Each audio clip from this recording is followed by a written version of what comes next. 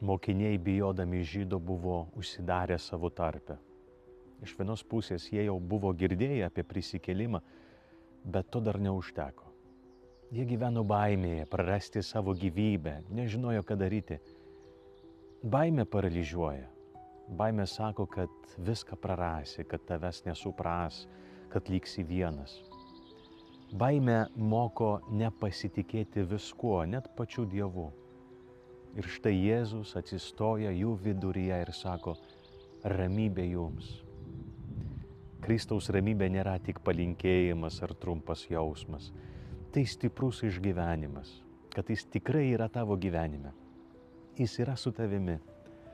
Todėl Evangelija sako, mokiniai nudžiugo.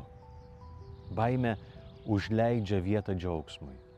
Džiaugsmui, kad Kristus tikrai gyvas, kad jis nepalieka, kad stovi šalia tavęs.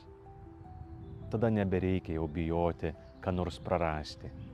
Nebereikia bijoti net mirties, nes gyvenimo Viešpats yra su tavimi.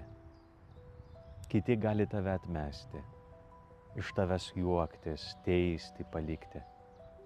Bet jis visa, kas yra tavyje, skausmą, žaizdas, nuodėmę, baimę, paverčia kažkuo gražiu, gelbstančiu, nauju.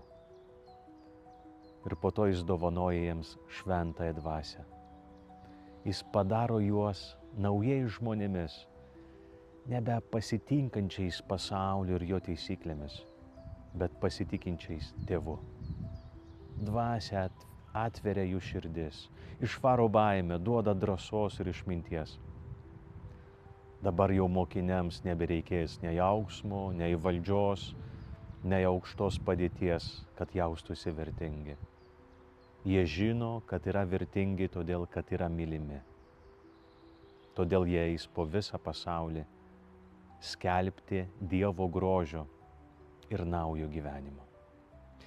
Jų skelbimas, jei bus priimtas, atleis nuodėmes. Tai yra žmogaus bjaurumą pavers naują, gražią, atnaujintą širdimi. O tie, kurie atmes Kristų, lyg savo tamsoje. Kristus, brangieji, yra ir šiandien savo bažnyčioje. Bendruomenėje vyrų ir moterų, kurie susitinka, meldžiasi, myli vieni kitus ir stengiasi gyventi pagal Jėzaus mokymą. Ir pats Kristus formuoja jų širdis, duoda dvasią, keičia jų gyvenimą, padaro juos naujais kūriniais, Dievo vaikais. Broli, sesė, skelbiu tau vieną svarbų dalyką. Kristus yra gyvas. Prisijung prie jo, pasiryžk jo sekti. Pabandyk gyventi taip, kaip jis moko. Ir tu taip pat gausi dvasios dovaną, bei patirsi gražią Dievo jėgą. Tai, kas įvyko prieš 2000 metų, vyksta ir šiandien žmonių širdise, kai jie palieka seną gyvenimą ir tampa Kristaus draugais bei mokiniais.